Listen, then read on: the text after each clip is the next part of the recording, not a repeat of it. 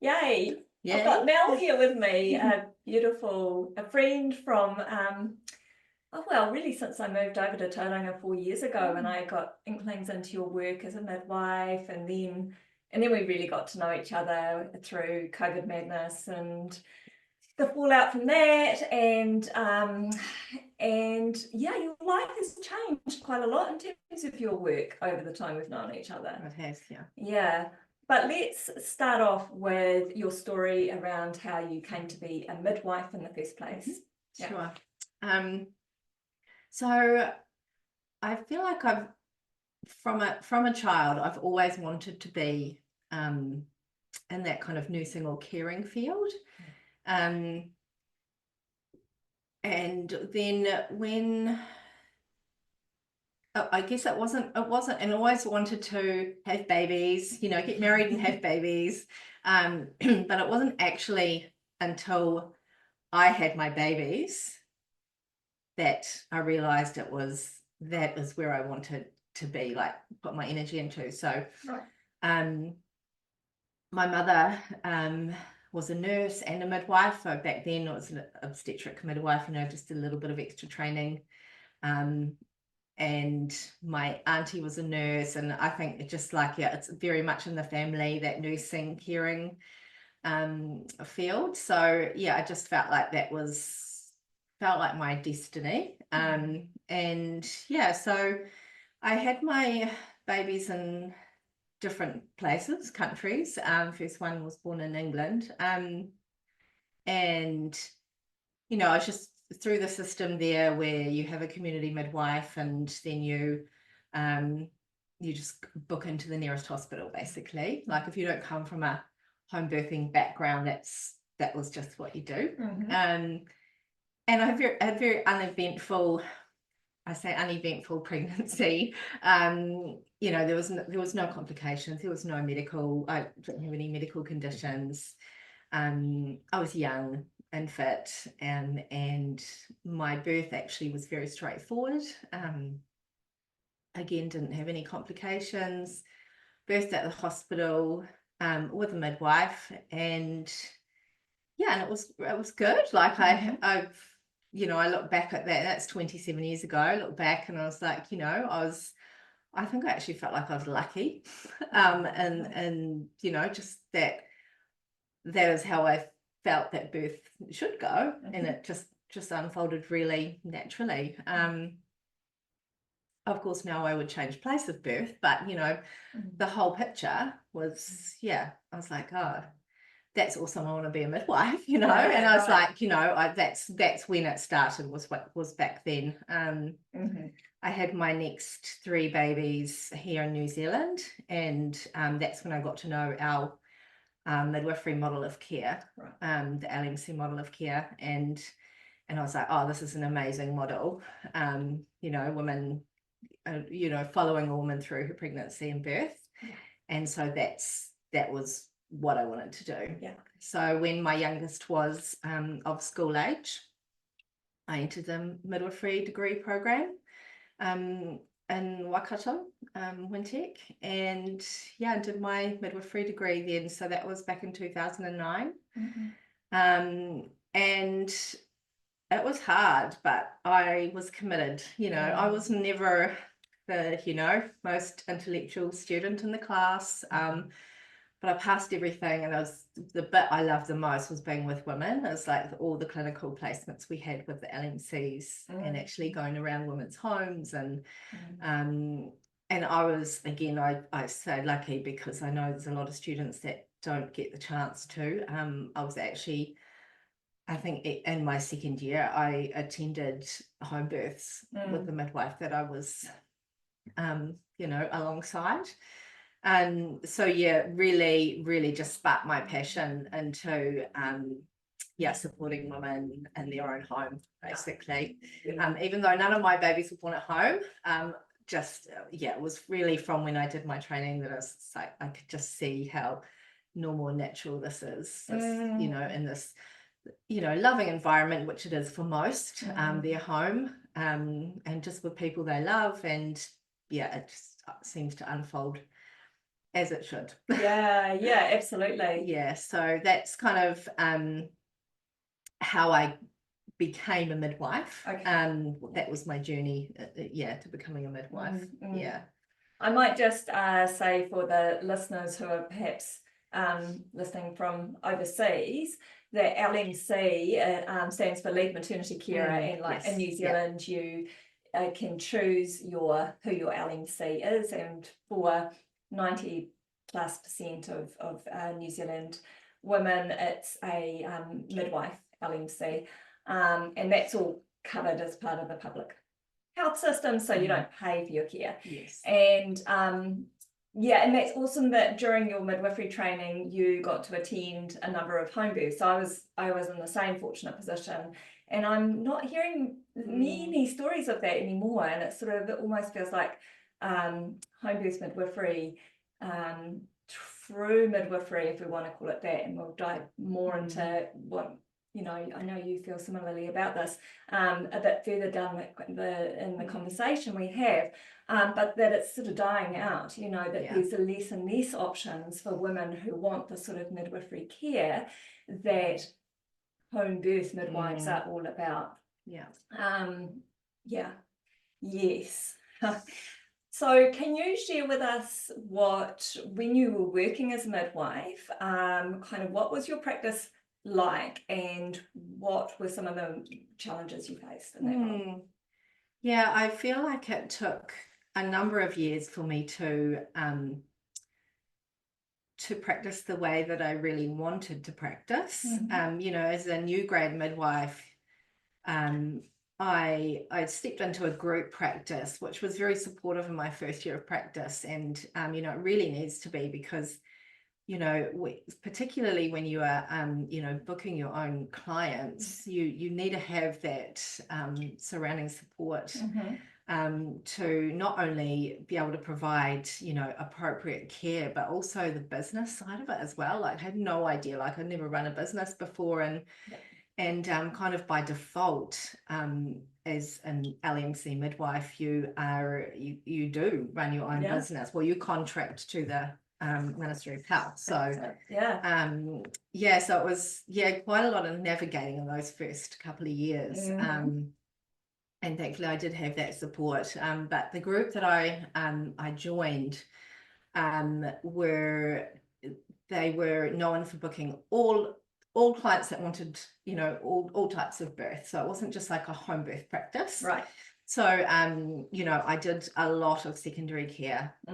So I attended a lot of hospital births where I felt like, you know, yes, I know how to do this, and yes, I know how to, you know, safely provide epidural cares and all these things, but I didn't want to do that. You know, I was like, because I just know that birth can work better, you know, out of the hospital. So yeah, those first few years definitely was far more hospital births that I attended, because that's just what the women were choosing. And then it wasn't really until the group practice kind of was changing, and then I changed midwifery partners, and just started I guess booking more primary birthing women. Like, it was probably the same time the birthing centre had started up as well in Tauranga. And I just really, that was kind of that was like, this is what I want to do. I want to, you know, really support primary birth. So the challenges were I guess education around that, around how you know, education for women. Just because, you know, I guess like me, if you came from a background where, you know, just birth in the hospital and that's just normal, and sure, and it can unfold normally and without obstetric violence and without trauma, but it's far less that happens, you know. So I guess it was just trying to, as I was booking women, it was just like a lot of our conversations were around, you know, place of birth and support and what birth could look like. And I found it challenging with all the I guess, all the added things that midwives need to do Right. clinically to be able to provide, safe care. So these women are like, they put a lot of trust into their care provider. I feel like there's a lot, and there's a power shift. The LMC model is meant to be a partnership. It's meant to be a balance, but I feel that a lot of women are, I don't know whether it's just a conditioning from before, that they, put a lot of their, basically hand over their power, some of their power to their care provider, whoever that may be, whether it be their doctor or, LMC midwife. So it was just a tricky, I just found that partnership model tricky in trying to, provide appropriate midwifery care, but also say to women, look, even though I'm like, these are what the guidelines say, you're considered high risk within the guidelines, and which means I need to offer you an obstetric consult. And, even just those words would get some fear. And I was like, you don't have to go, and but it's like, then you're always thinking about, have I done everything, have I said everything I've meant to say, have I documented everything, just because of the comeback. And if some woman says, oh well, my midwife didn't actually offer me that, or what does that comeback look like what is the fear? Is it loss of midwifery license? Is it damaged relationships between colleagues? Is it all of that? It could be all of that, like that. I mean, that obviously the worst being having your license removed from you because you've broken that trust, that relationship, that code, and going through that whole process, complaints process. But definitely it's kind of at the ground level is that breakdown of relationship, partnership, and it's really important for obviously women to feel supported and I guess safe in their who they have around them. So my challenges were, I guess the biggest challenges was that around being able to provide safe care as a midwife, but also being able to sort of help educate women as to what their options were. It's not just this way because that's what the guidelines say. There's that. And like you said earlier, you mentioned the word conditioning. That is like, it's huge, and it plays such a big role. You said that for yourself, it was a no-brainer that you would birth in hospital, because that's how it's done. That's how my family did it. That's isn't that how all first-time mums should give birth? Like, isn't that what's safest? That's obviously where I'm going to give birth. That's the kind of mindset of most people, and especially if they are led to believe that they are high risk. And let's make no bones about it, there are 1,001 different reasons why you will be labelled high risk when you are just narrowly outside of the bell curve, the top. So it's like, and so often inaccurately so as well. So you might be high risk because your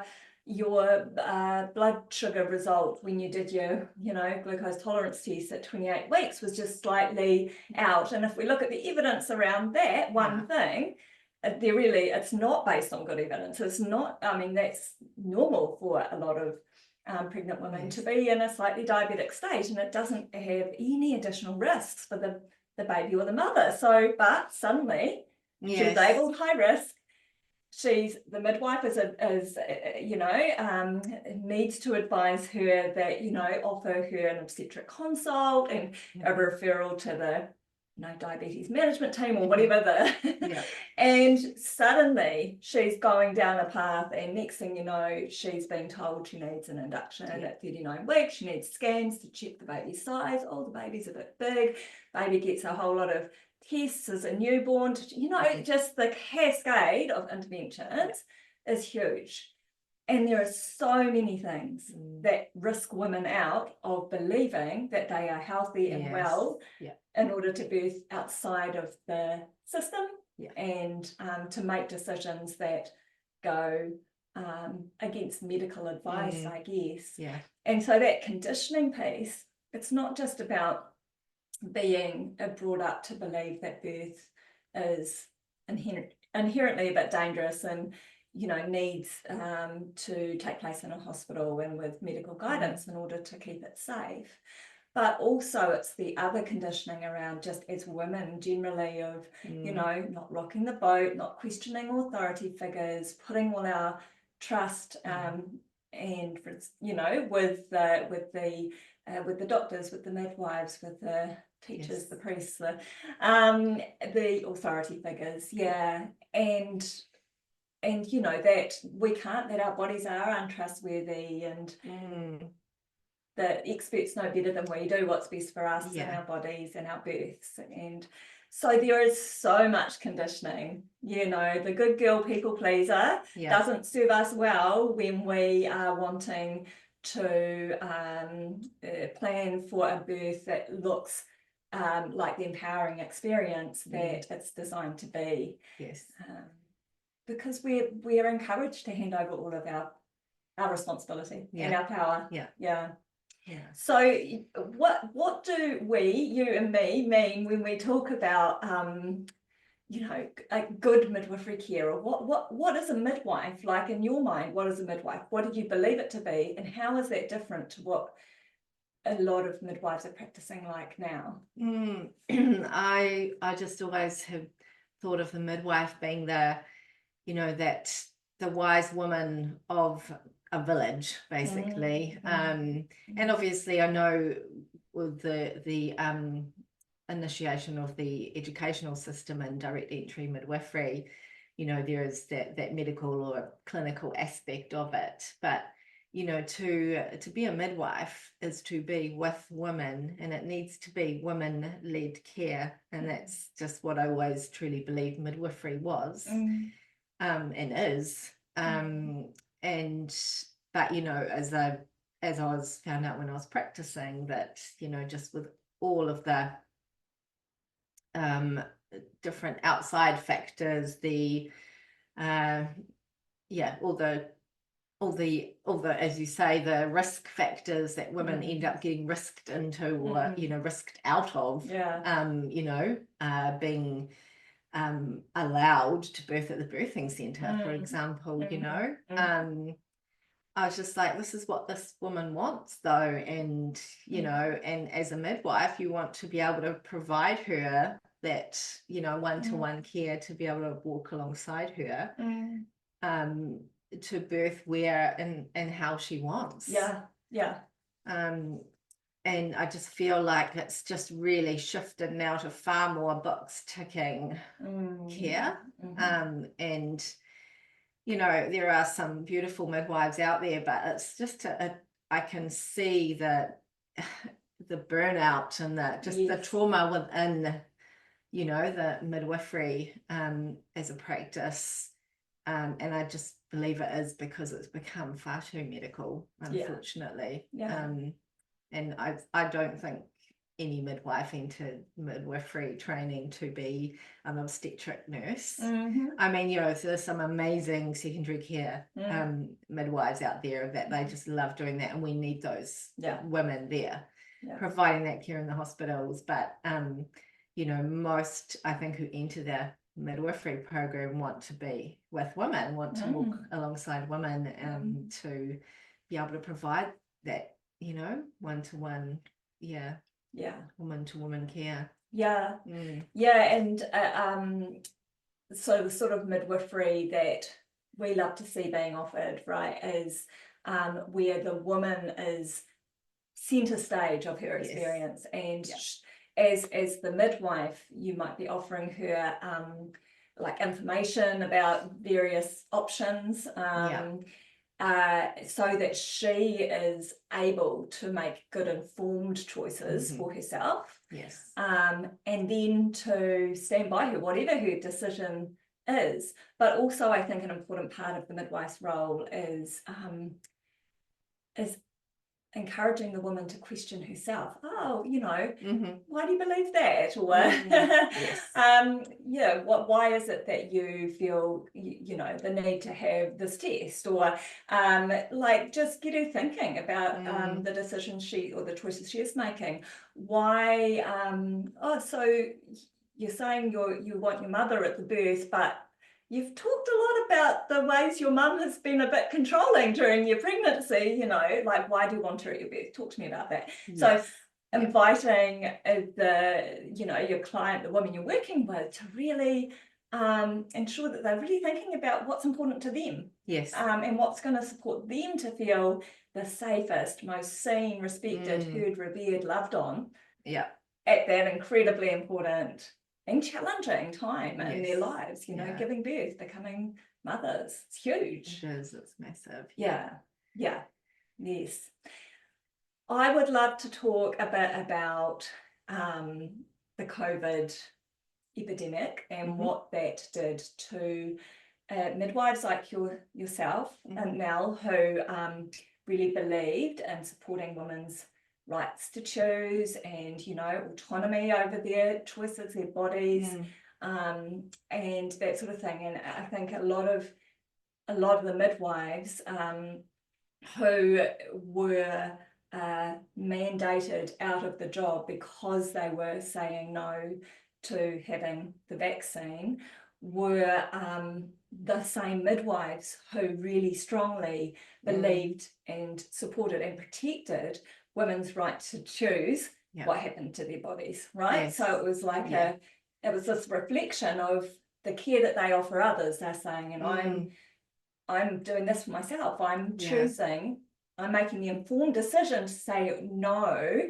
to something that I don't feel safe or is right for me, or for whatever reason. And so they were mandated out of a job, and suddenly we saw these home birthing families have their midwifery care pulled out from underneath them, and for many of them, there wasn't a lot of option around and I think it's really changed how we're seeing women birthing now, even though the mandates are no longer in existence.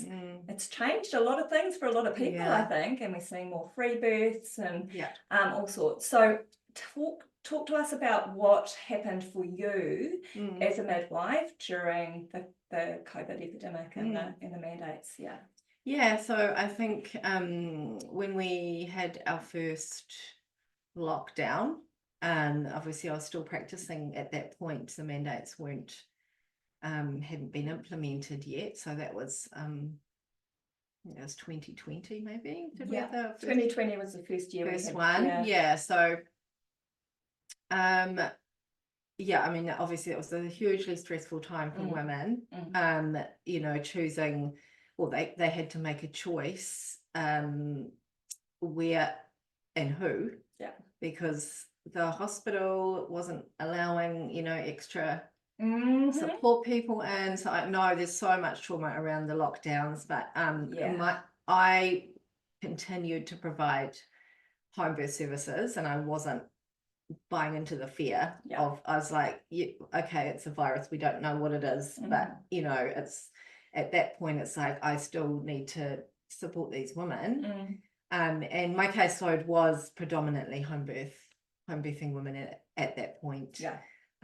So that was awesome that I could still provide that care and felt like I could and felt safe to do so. And so I just kind of am thankful that there's X amount of less women without trauma through those times. Absolutely. But it just really opened my eyes to this just can't happen again. It can't happen again. And I think a lot of women who were in that situation where their plans got completely turned upside down because perhaps they had chosen to birth at the hospital for whatever reason, but now they weren't allowed to have their doula there or another support person there, and it's like, so they had to choose either that or that, right, you know.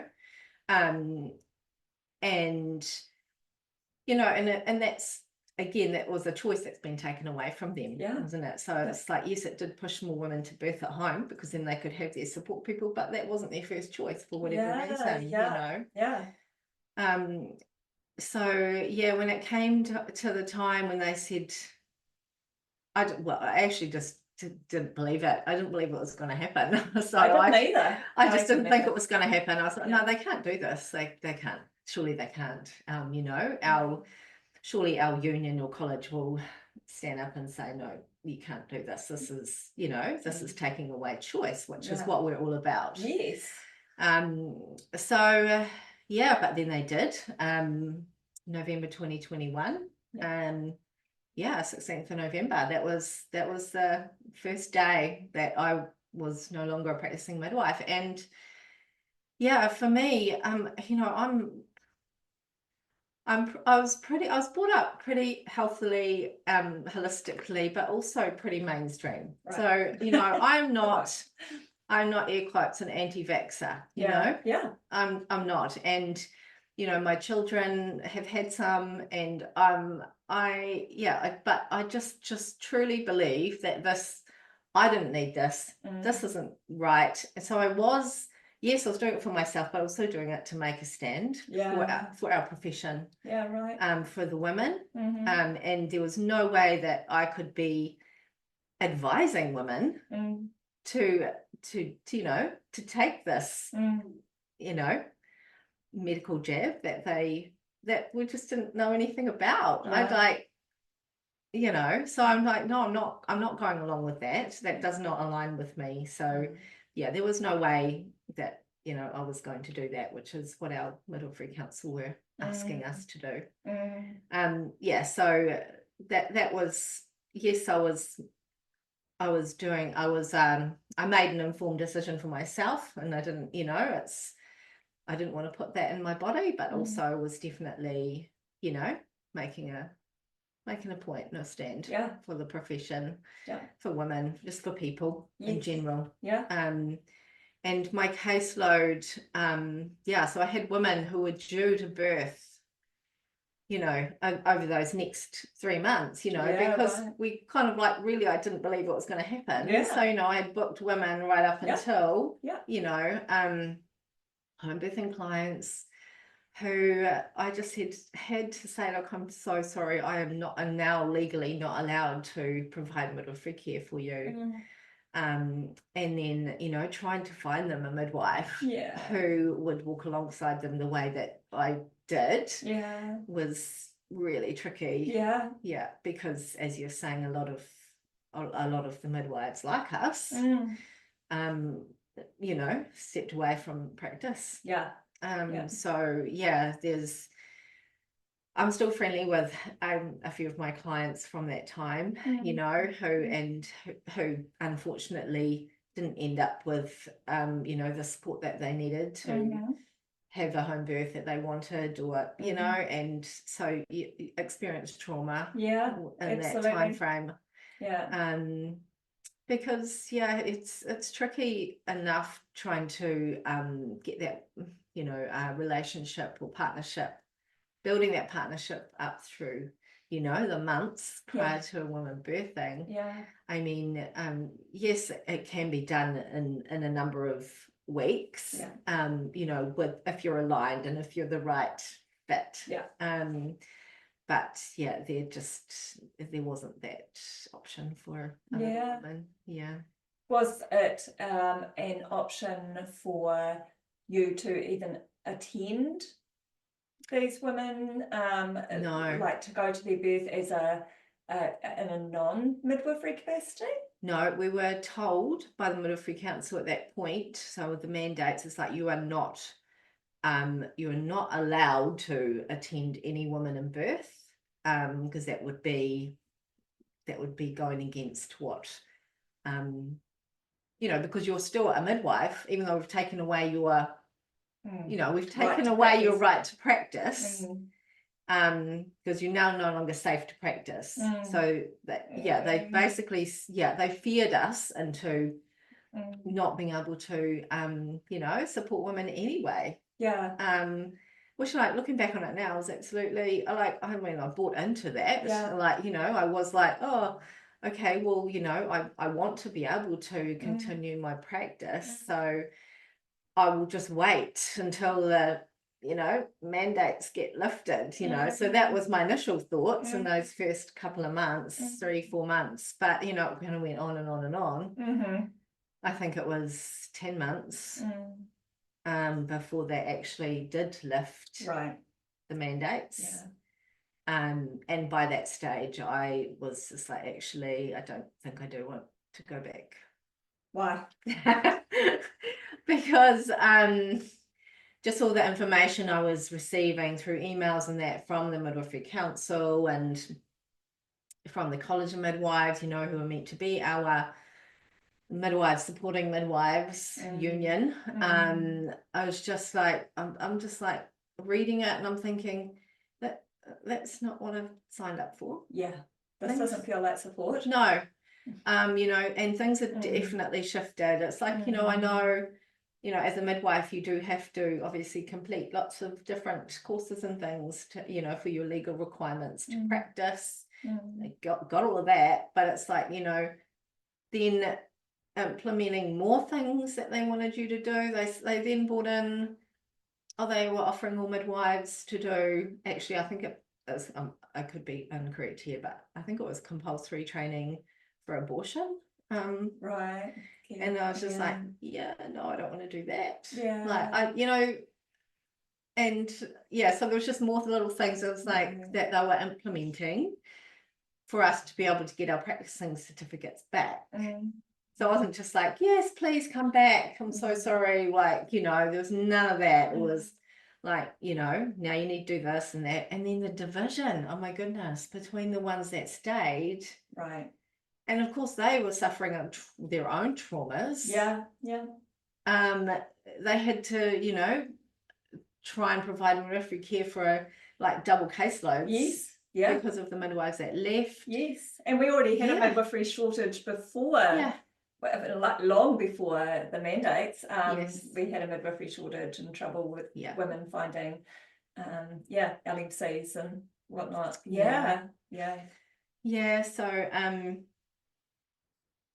I just felt, I think by the end of 2022, when I could have got my practicing certificate back, had I completed X, Y, and Z, I had made the decision that I wasn't going to go back to practice because I just didn't want, it just didn't align with me anymore. What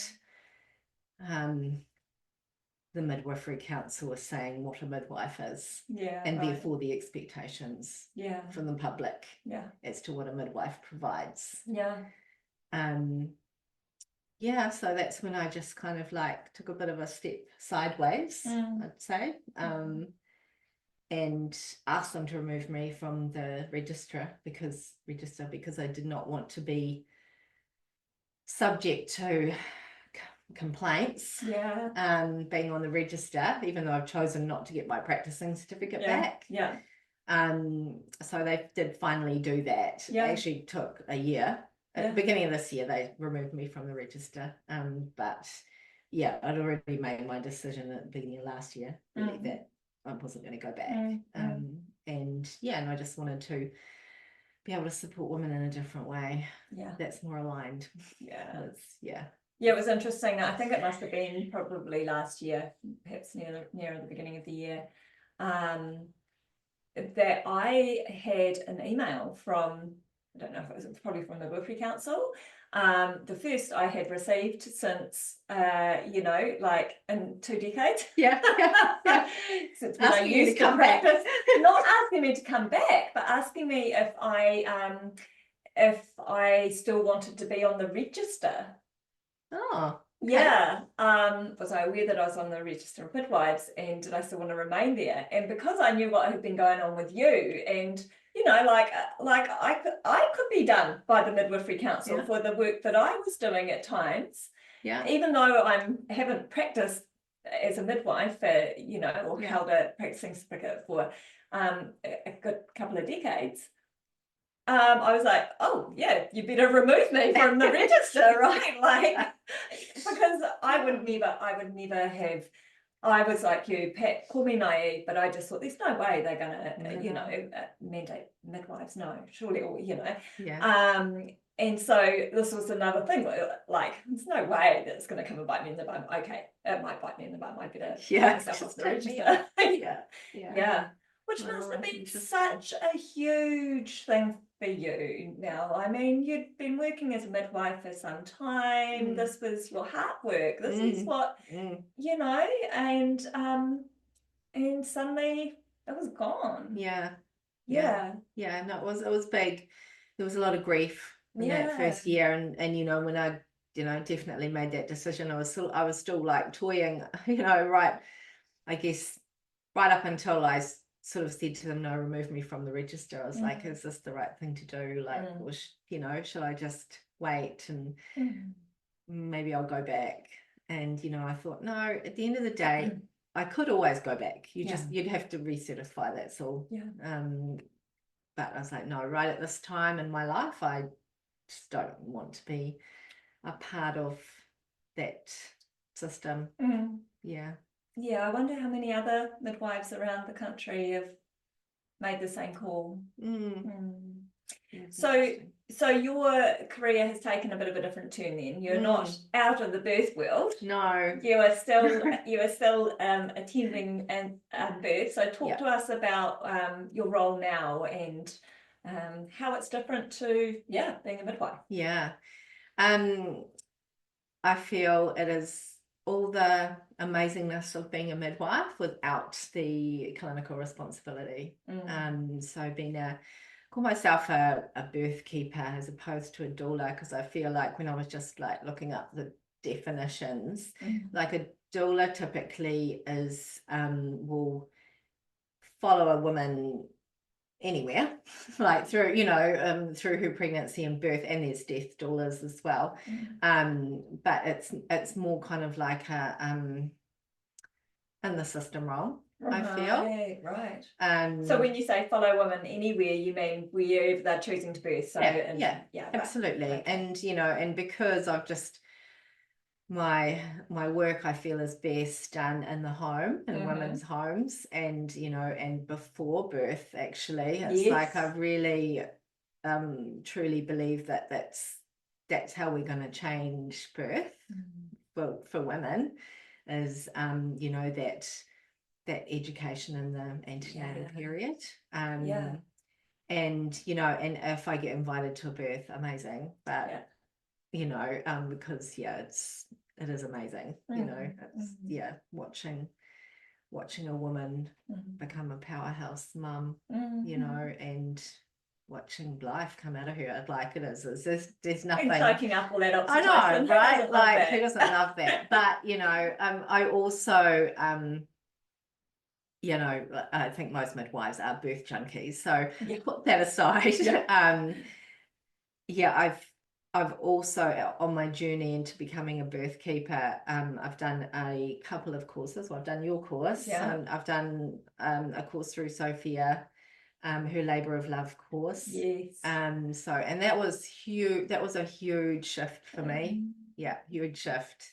So you've been a midwife for years, and in fact, Sophia Pascal, who's got a couple of podcast interviews with her already, if listeners want to look her up, but she's a doula, has been for some time, and she attended quite a number of births with you as a midwife, right? So you guys already had this relationship, but then you did her Labour of Love course, and you did my Healing Birth Practitioner training. Now these are both courses that you would think that a midwife would, surely they would already have all this knowledge. It's just so vital to understanding how to protect normal physiological birth, which is what I understood the role of a midwife to be, as the protector of normal birth. Protector of normal, and but no, like you said, yeah. a lot changed for you in Absolutely, yeah. course and Yeah. yeah. Yeah, and it was a lot of my own conditioning Yes. that I had to Yes. like go back and undo. It was like, Yeah. oh, why am I thinking that? Yes. You know? Mhm.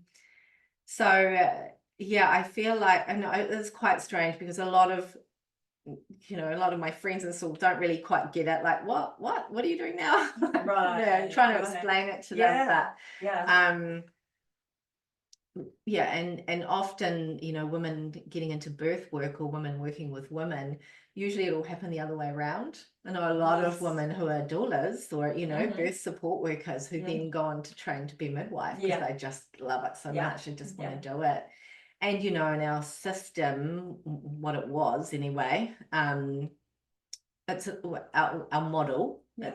It's an amazing model of care, midwifery care, Mm. but it just has never been funded appropriately. Mhm. And that's why so many midwives are burning out. They're taking on too many clients because they need to for the money. Mhm. Like it's just Yeah. all of that. Yeah. So yeah, for me to do it the other way around, it's kind of like, yeah, it is a little Must be bit humbling. different. Yeah. It's very humbling. It is. Yeah, but I just feel like it's such important work. Yeah. Yeah. So I don't, so although I'm not allowed to call myself a midwife, I mean, obviously I feel I'm still a midwife in my heart, and I've got midwifery training, like that will never be taken away from me. I have a midwifery degree. But I'm just choosing to use my knowledge in a different path. Yeah. Oh yeah. Likewise, sister. Yeah. I remember when I started doing some work, probably when I started up having birth, 10 years ago, and talking with some of my old midwifery colleagues and sort of saying, I don't know what to call myself, or like an ex-midwife, and that's what I ended up going with. And I remember Jenny Johnson, yes, dear Jenny, who I did a podcast interview with, saying, once a midwife, always a midwife, Carla, you're a midwife. And that was quite painful hearing her say that, because there has been this almost like what's the word, like stealing that, like this ownership of the term midwifery belonging now with the college or with the council. Like, what's with that? Like a midwife, the literal translation of midwife is with women, and I imagine that there are a lot of more midwife like birth keepers out there who don't have a midwifery qualification than there are midwives out there who are actually working with women. In the proper sense of the word, with them, as in walking beside them, not this hierarchical kind of power imbalance. That we're seeing and hearing about a lot of. Okay, so and you in your website use the term sovereign birth keeper. Like, I've heard that word sovereign more times, I think, in the last year in relation to birth than I have done in all my years of birth work, because sovereign, it's about like ownership, like having full power over your experience, full ownership over your experience, right? So a sovereign birth keeper, you're all about protecting a woman's right to choose to birth her way and to be in her power in birth. That's exactly right. When I was looking up the word, I was like, I do use it and I do love it, but in the dictionary it's all to do with like power of the kingdom, and true. And I was like, actually I don't like that word. So then I was like, maybe I should use authentic. It's tricky. But sovereign birthing, I feel like if you've got those two words together, I think people know what that means. So taking true ownership or true sovereignty over yourself, your birth, your baby, your choices completely. yeah, and that's where I feel we'll be able to I think reduce trauma within birth is if a woman can get to that space of true sovereignty. Yes. So that she's got who she wants surrounding her, making her, just feeling supported so that she can really go inward to choose what is right for her. Yeah. Rather than, oh, my midwife said, or my doctor said, I am allowed or I'm not allowed, all these words. And I'm just like, oh my goodness, why? Where is that coming from? Yeah. It's so interesting when we listen to the language people use in describing their experiences of birth care or pregnancy care, and you said it. I'm not allowed to go past 40 weeks because of X, Y, or Z, or I had to have a cesarean for failure to progress.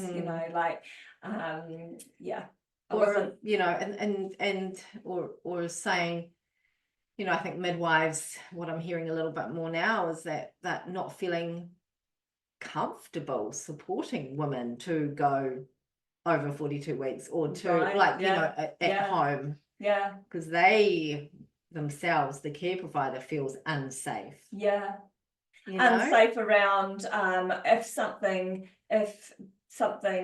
bad were to happen. Yeah. If there was a stillbirth or the woman ends up, having a bad birth experience, that's gonna fall back on me, potentially, and I might lose my license or which there's so much contradiction. I feel like I know that there's legally we're required to support informed decision making and consent, and to support the woman to choose whatever feels safest for her. But even when the women are well informed and they are taking full responsibility, even when they are willing to sign something that says, I have, my midwife has made me aware of such and such risks, and I am choosing to do this instead, and I accept full responsibility for any adverse outcomes that may occur, still midwives are scared. There's a lot of fear-based practice, a lot of pressure, understandably. I mean, freaking burned at the stake, literally burned at the stake for practicing being with women. So it may be unresolved ancestral trauma, let alone the very real, damning reports that have been in the papers over the years, or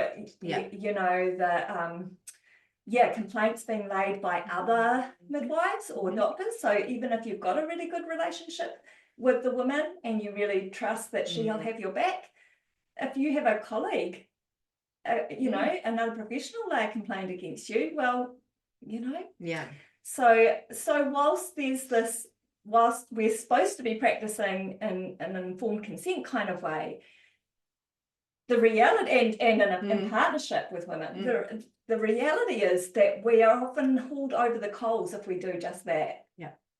And there is no consequences when we don't do that. When we're hearing about all of these breaches of, right to informed choice and consent, or, the coercion and bullying and obstetric violence and that's taking place within the system, there's barely ever any consequences for the perpetrators of that abuse. That's right. And even when the woman or her family go to the trouble of going through the complaints process, which sounds like an absolute nightmare and a very re-traumatizing process, but when they do, very rarely are there actual consequences so it's a system designed to support itself. When people say the system is broken, it's working. It's not broken.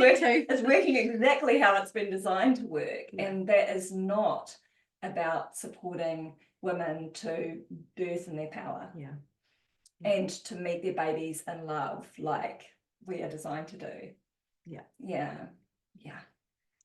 I'm just going to look at my little notes here. what challenges do you face as a sovereign birth keeper? So what, Mm. yeah, like you're out of you don't have the hold of Midwifery Council Yeah. hanging over you now.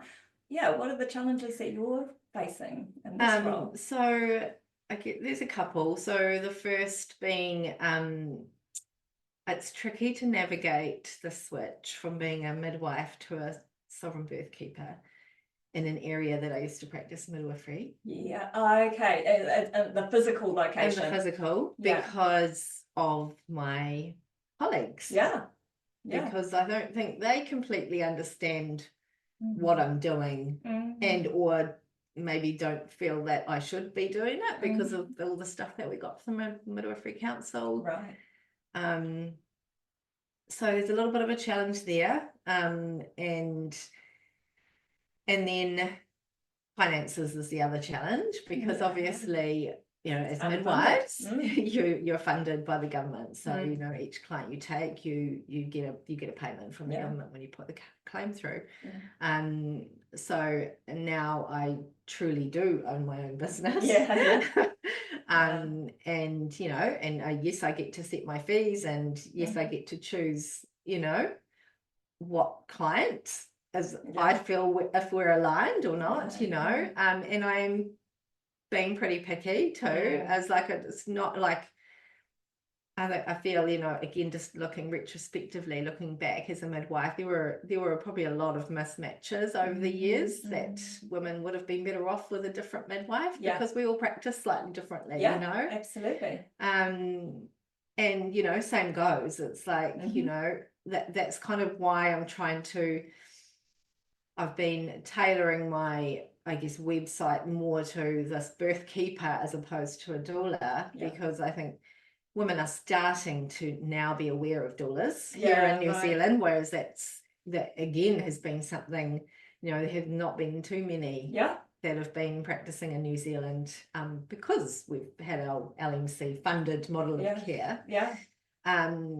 But now I guess the shift is happening. There's less LMCs. I think more of those midwives who are practicing are going into more sort of primary led units from the hospital. So it's group practices. So women aren't going to be getting that one-on-one midwifery carer. They'll be getting group care. And so this is where I feel like doulas will be definitely start to become more wanted. So that women have got that woman beside them right throughout their pregnancy and birth, because they won't know who they are going to have if they're choosing to birth at the hospital, for example, and they're through the hospital team, they won't know who the midwife will be that supports them, which is I know how other countries work and have worked. So it is coming into ours now, into our country, and so my challenges are, I guess, just the awareness of what I actually do now. So no, I'm not a midwife in the word that women in New Zealand know what a midwife to be and to do and to provide. So I do not provide any clinical assessments or any medical advice. You know, my role is as a doula role, so it's just providing emotional, physical support. When I say physical, it's like, you know, hands-on massage, whatever the mama needs at that time.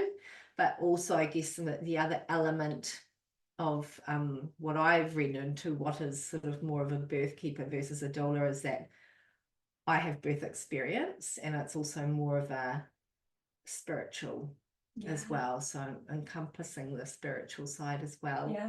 So that's I think allowing women that space to be able to, whatever their, you know, but whatever they believe in, whether they believe in God, whether they believe in a spirit, whether, you know, but they can tap into a higher being within themselves to help them with it, you know, it's the ancestors to help them make decisions. So I think it is just more holding, sounds a little bit woo-woo, but holding space so that women can go deep, I think, too. into that, Yeah. rather than just providing doula care. Yeah, absolutely. Yes. What would a typical client relationship look like with you? What if there is such thing as there is such a thing. I know it's all very new. Really, right. it's only this year that I've really stepped into this practice. So it can look however it needs to look, but you know, on my website I advertise, you know, and again, it's just taken off what others doulas will advertise. So it's like, you know, we can have pre-birth catch-ups, and they can be in person or via Zoom if you know, if they're not in my area. Unlimited time texting, emailing from the time that they sign up with me. Wow. So you know, it can just so that's how we can kind of like build that relationship. You know, and it's not just like, you know, for 1.5 hour appointments, you know, it's like, you know, get to know them a wee bit more, and there are things that'll pop up in between our catch-ups, and then we can kind of like step into those, and and then being on call for their labour and birth. So I've was being pretty staunch about not following women into the hospital, just because there's a lot of trauma I have witnessed there, and on myself as well. But I have actually attended the hospital 4 times this year. And that's okay. All of those times were all bar one were very much that's what the woman wanted. That's what she needed to be. That's you know, and I felt safe, and I felt like if she asked me to go, and we had discussions around it before, that I would go if she felt like I could provide support. But I guess it is chatting about what the hospital can offer, and what they don't offer. You know, they're there for a reason. They're there to get babies out quickly if need be, and or provide pain relief if, you know, women are really like feeling like they need that. And so these mamas, they knew what they were going into, so that's where I feel like it wasn't traumatizing for them because we'd had those discussions. It wasn't traumatizing for me because I knew that they were feeling safe in that space. And so it was actually fine. I just, you know, I managed to park my previous trauma to be able to just like, you know, this is actually okay. And then I hold space for debriefing afterwards as well. So no matter how the birth goes. So when mamas sign up with me, we'll have a debrief session, in-person debrief session, if they're in my local area. I also support women, and I feel like this is probably where my niche might be, as you were talking about free birthing. And I know it's a little bit of a kosher word in the community. But really it's birth, isn't it? It's just women, it's women choosing to birth without a medical care provider. And I have supported a couple of women to free birth, or to have their sovereign birth at home. And you know, again, I feel like that is where my when I'll air quotes midwifery care comes into all my midwifery training, and that one-on-one care that, you know, that I always offered for 10 years, because as an LMC midwife, it's like for those women who don't have a midwife at their choice, they chose not to, but at least I can still be that, you know, that in that partnership with them, but not as a care provider, and they know that, like, you know, it's very much I'm just here holding space. You know, I'm not providing clinical information. And, you know, and I'm just really clear with that at the start. Yeah. You're not hiring me because you know that I was a midwife, you know, and and sign a contract and yeah. Yeah. I think part of the role is surely, and maybe this is referring to that sort of spiritual side that you were talking about earlier, that doesn't get enough, it's not talked about enough, and there's not enough recognition of it, is that I always talk about this in my work, but the link between what's going on in our minds up here and how that impacts our physiology, and the role that the support person or people play in helping a woman to feel safe, to really, so, and I think when you've had a lot of home birth experience, when you've witnessed a lot of physiological birthing without sort of all this unnecessary interference that takes place so often in the hospital setting, you really, really learn to read energy and you know, facials and sounds and all sorts, and so you know the sort of, you know that, oh, she's looking like she needs a bit of reassurance at the moment, or some touch, or I can, even though, you know, she's saying, I'm not getting anywhere, why isn't the baby here yet? You can see that she's progressing. You've seen it so many times, or you learn to read the physiology and the energy, and so often, right, like I'm sure you would have so many stories to share of this, but it's just a matter of, there's an emotional release needs to happen for the woman, or there's something that she's afraid of, or she's, you know, there's because birth, right, if there's brings up everything. it brings up everything. Like if there's something you haven't met in pregnancy, you're going to meet it in birth, and sometimes all it takes is you know, somebody who you trust to look you in the eyes and say, you know, I'm here for you, and for the emotion to come out, and then suddenly the baby's born. There we go. I remember a story in my book of a mum who was giving birth to her first baby, and she was going to be a solo mum, and she was afraid to let go of her baby and to birth her baby because she was afraid of becoming a solo mum. And once she had a big cry about that, suddenly, you know, within minutes, her baby was born. And so, it's things like that sort of understanding that it's not things that we can measure or control, but rather just like trying to tune in. With what's going on at a more of a deeper level, or you know, in the psyche, or the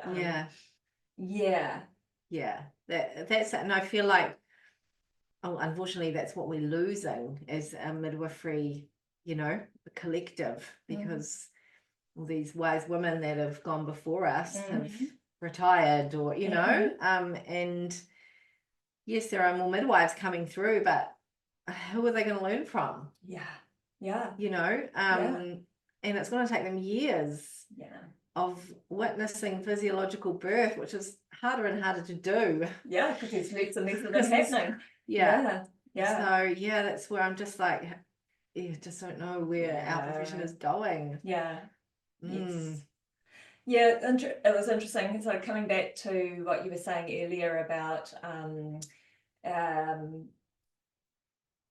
that doulas weren't really known about in New Zealand. Well, they weren't really a thing until quite recently, and so you know it's kind of tricky. You know, people don't really know who you are, what your role is. I didn't even know what that word is. Right.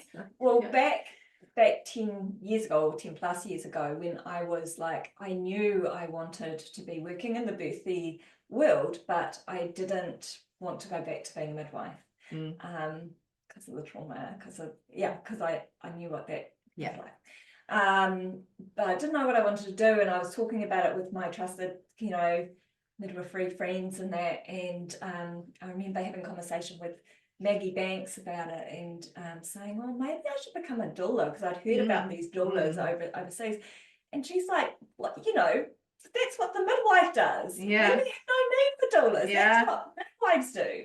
And indeed, that when back 2 decades ago, when I was working, I was very much in that role, right? Yes. Like you would spend at least an hour every antenatal appointment Yes. in the woman's home, not just doing the, you know, the like physical checks, but having conversations with her, asking her those questions, building rapport, talking about what her fears and her hopes were for her birth, talking about her own, how was she born? What was her family's history of birthing like, and this takes a long time, a lot of time and energy, and it was the bit that we loved about our work, right? Building these relationships and getting to follow the woman through her whole journey and then getting to attend to birth.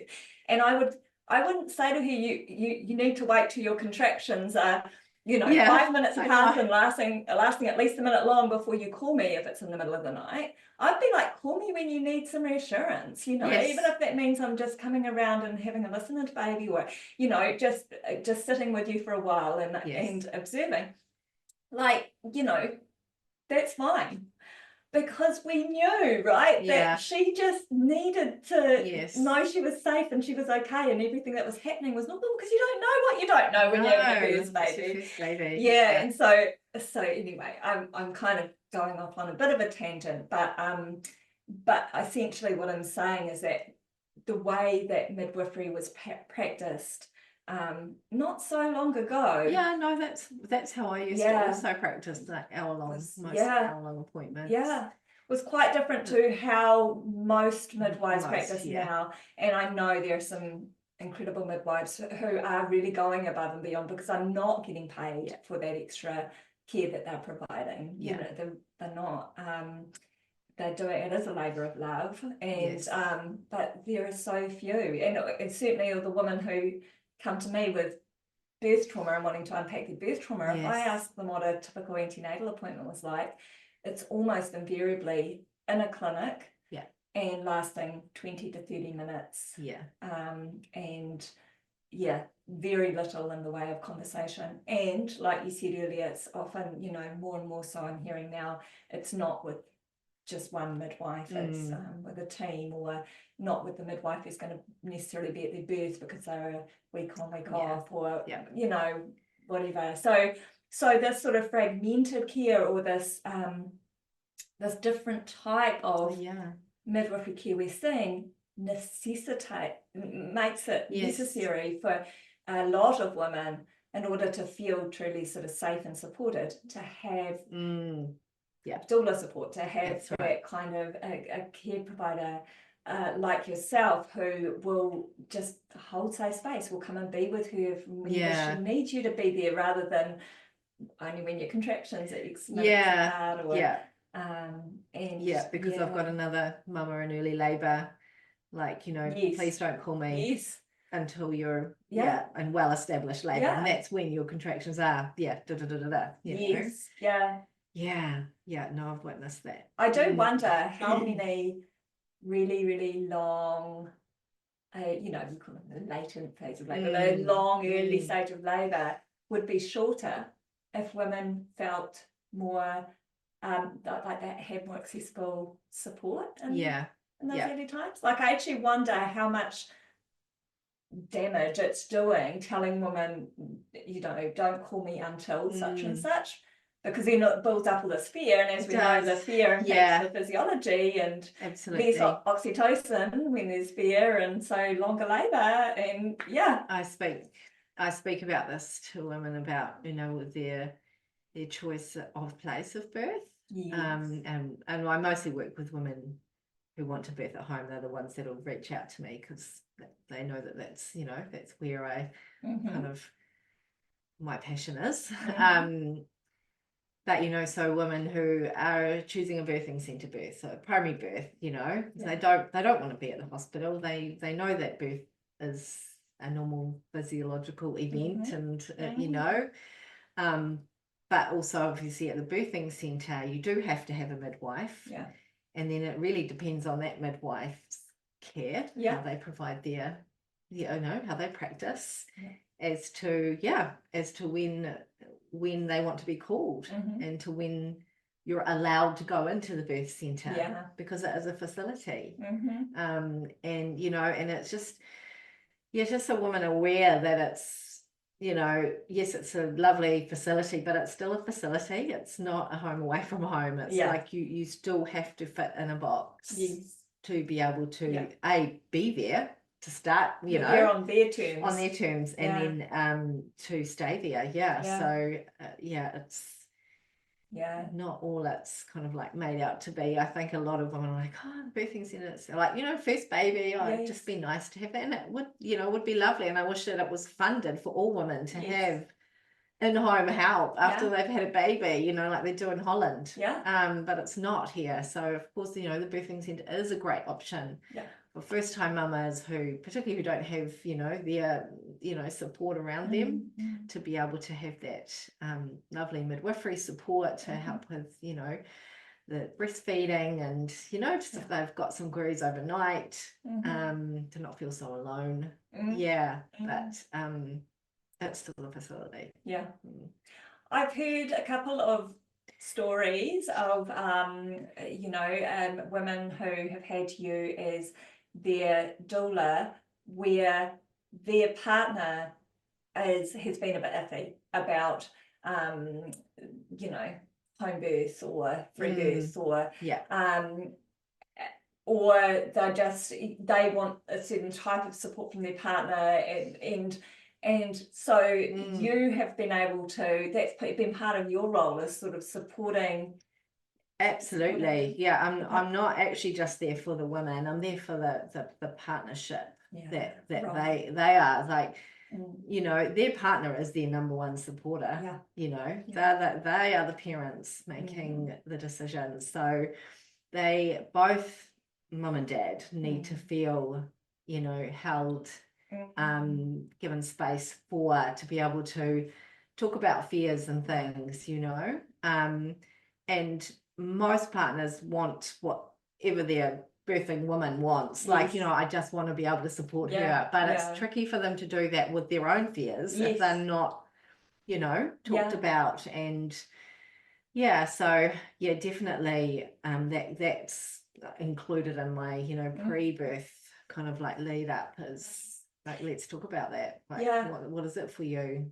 I think part of it for the guys, right, they're used to being the fixers, or they like having a role, and if the first birth experience that they went to was a hospital birth, or a birth that, you know, was sort of controlled by the doctors, midwives, or whatever, then they can feel very sidelined, like they don't have a place, and they are often witnessing their partner go through something pretty horrific, and they can see that, you know, and they feel like they don't have a place or a say or any power. I mean, they've grown up with the conditioning that says doctor knows best as well, you know, right. So so they feel like they don't have a voice around protecting their partner, and that can, I think, lead to a lot of shame and guilt and trauma for men folk. So I think part of, like, okay, I'll support you to have a home birth, but they feel fearful about, I don't know what my role is there, and I don't know what I'm supposed to do to help you out, and I'm, you know, and I imagine you would be amazing at guiding them. Like, you know, it can be, and again, because I've witnessed so many home births, and, you know, different support dynamics that's in the room. And as you say, most guys, if it's a male partner, are a fix-it, so they just want, you know, practical, you know, so actually giving them a job is a good thing. So it's like, all right, well, you set up the pool, and, you know, and also if they have been through a previous birth that's been, you know, traumatic at the hospital, and not a vaginal birth, for example, so a previous cesarean section, their woman hasn't actually been through labor, they don't know. You know, the woman knows exactly what she doesn't want. She does not want that again. I repeated that. Done a lot of work on herself and trust in her body, and I know this is going to be intense, but I also know I can do it. And so it's just being able to, you know, explain to them again hormones, and like, you know, this is how women are meant to birth, and you know, I don't know what your you know, partner's going to want, like she may want some physical touch from you, or she may just want you just there. Yeah. Because some women don't like to be touched in labor. Yeah, touched or watched, or so often they might take themselves off into the bathroom, and that's okay, and it's just being able to reassure them that they're like, this is really normal for mammals to birth like this.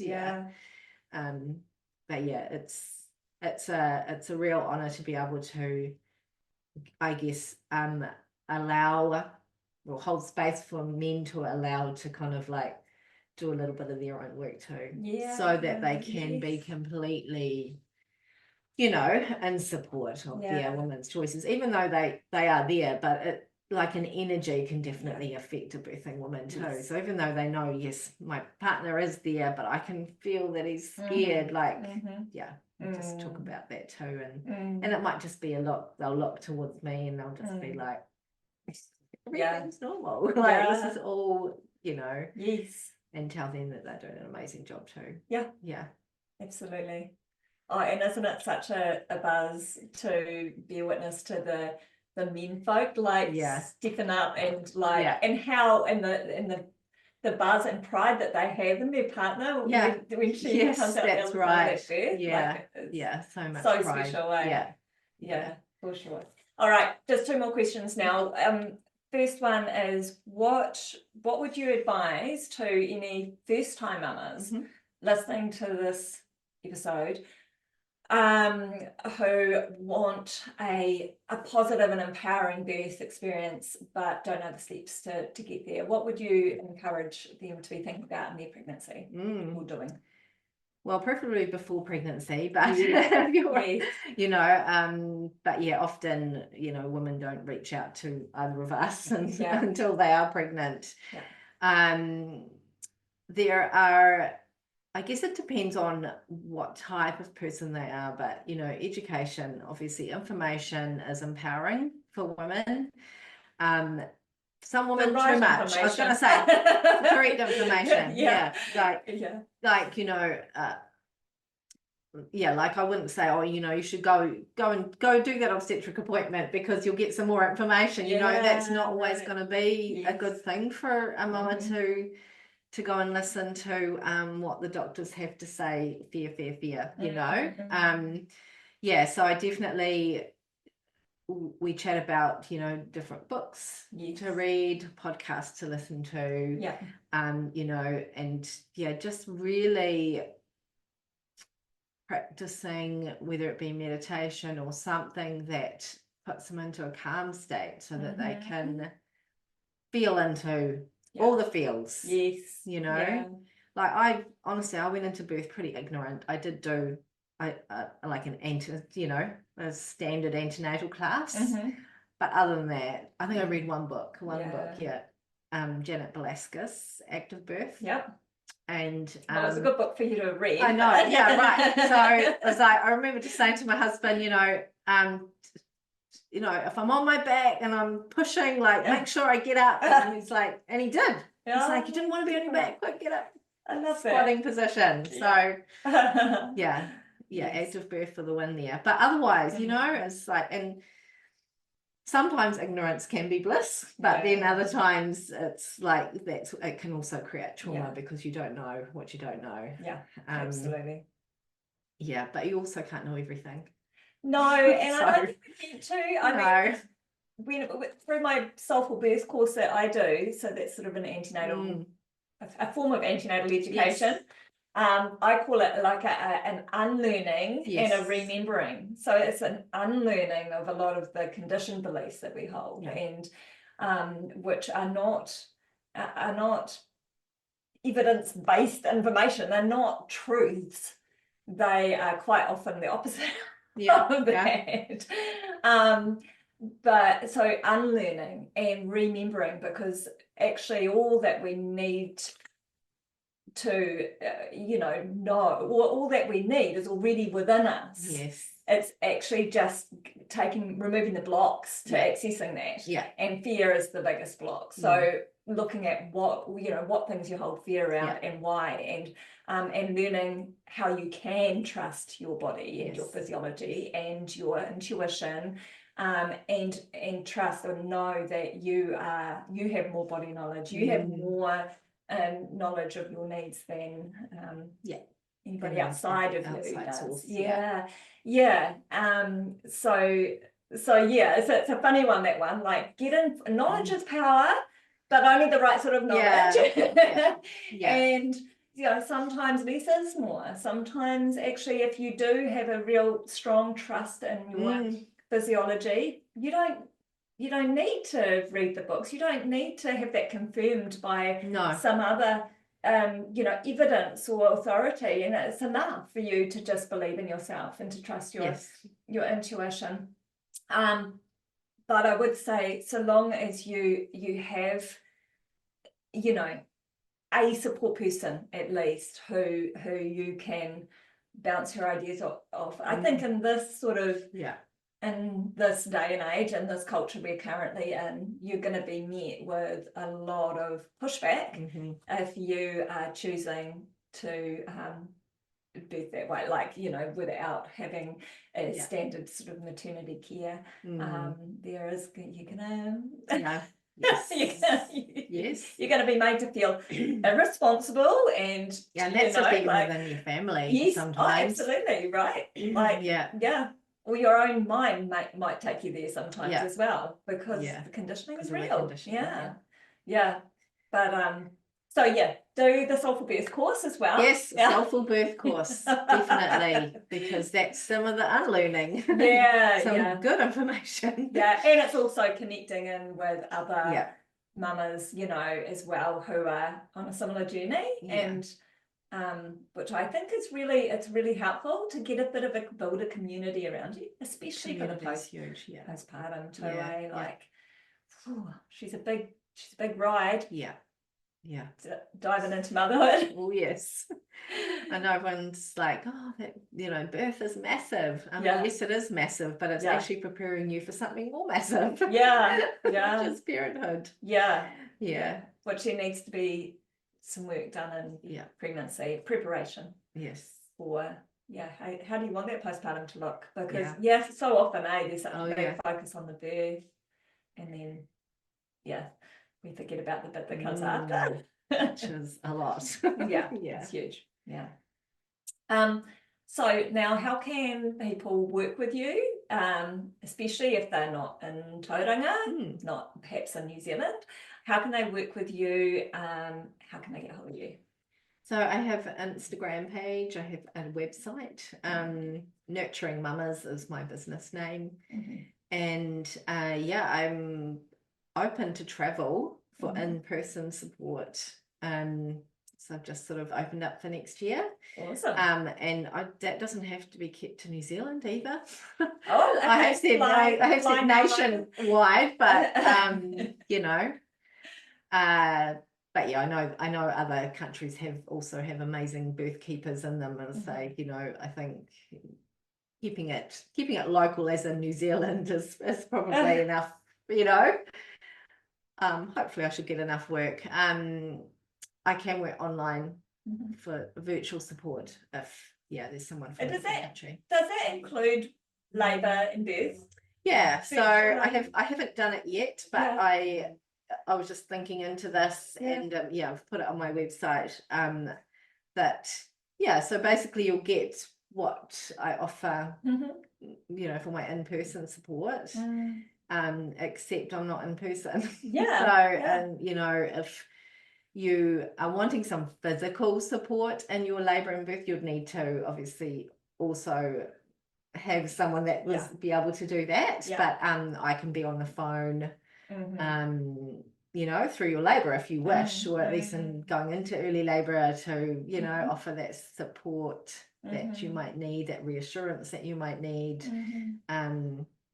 So that's a lot. That service is a lot cheaper than my in-person service, obviously, because it's not so time consuming for me, having to travel somewhere and then be with someone for that length of time, but still being available. Okay. All right. And any just solely like planning support, like preparation support, or is it always like, does your care always involve a bit of antenatal support and then your support? Definitely open to individualizing a package. Right. Yeah, I haven't listed all the things that I could do, but it could be a number of things. Right. So if somebody does just want to work with me antenatally, I've got like a connection call. Yeah. Which is like an hour-long call, and can decide whether you want another one of those. Yeah, right. So I could just have a one-off of that, or right. book in 4. Yeah. Yeah. Okay. So I haven't kind of like got this package, just like, you know, Yeah. I've literally have my labor and birth package. Yeah. Connection call, one-off. Okay, great. Which can be extended. But you're open to discussing what an individualized kind of care could look like. Yeah, absolutely. Oh, cool. It could be quite different for everyone. Yes. And very much I have shifted now to the before birth, like I was offering postpartum care kind of on its own. But now it's just within the support that I offer my clients who hire me for their labor and birth. Yeah. So 3 kind of visits with them. Beautiful. It's included rather than separate. Well, I hope you get to do some tripping around the country. I know. Yeah, I am heading down to the South Island in December to support a family down there. Oh, so yeah. I'm opening it up to more of that hopefully next year. And then maybe some island births. Maybe. Yeah. Yeah, I've heard the islands are heavily medicalized birthing over there. Yes. Oh, this has been absolutely gorgeous. So nice chatting with you now. Thanks for having me. You're welcome. And I hope that your business continues to grow and climb. I mean, I know that there will be so many families who could really, really do with this sort of love and care and support and time and energy and knowledge and all the things that you bring.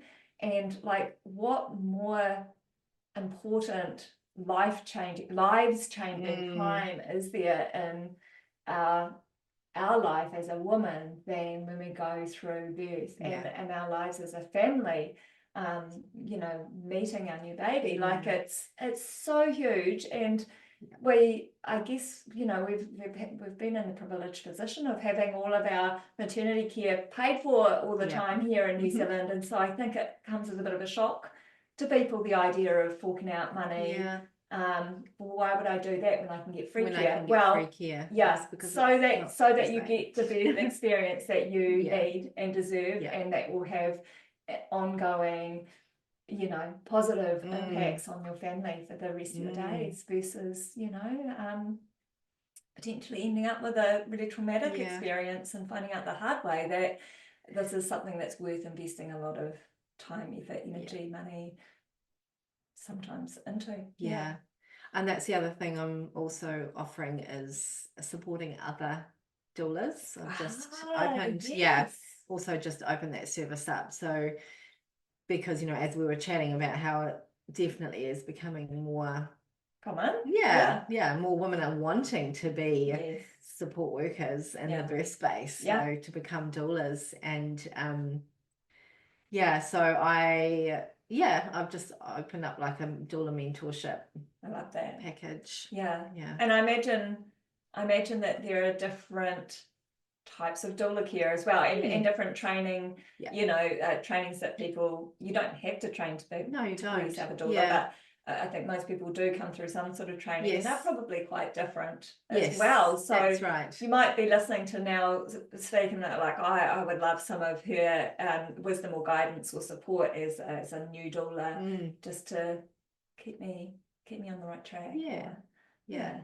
Beautiful. Yay. Thanks, Nell. Thanks.